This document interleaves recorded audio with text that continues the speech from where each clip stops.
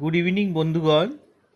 আমরা এখন একটা আপনাদের ইউনিক জিনিস দেখাতে চলেছি, যেটা নাকি খুশবিকা বানিয়েছে।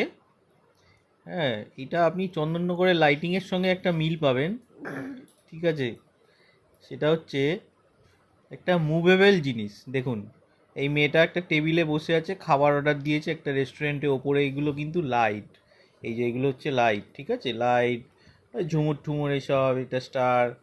এইবার ওনার প্লেটে চাউমিন এসেছে, দেখুন এটা চাউমিন। ঠিক আছে, এটা চাউমিন আঁকা আছে, উনি প্লেটে হাত দিয়েছে। এইবার দেখুন কীরকম ম্যাজিক হবে। মেয়েটা আস্তে করে চাউমিনটা নিয়ে স্যাট করে মুখে দিয়ে দিল, দেখলেন? আবার যেই খেয়ে নিল, আবার হাতটাকে নামালো।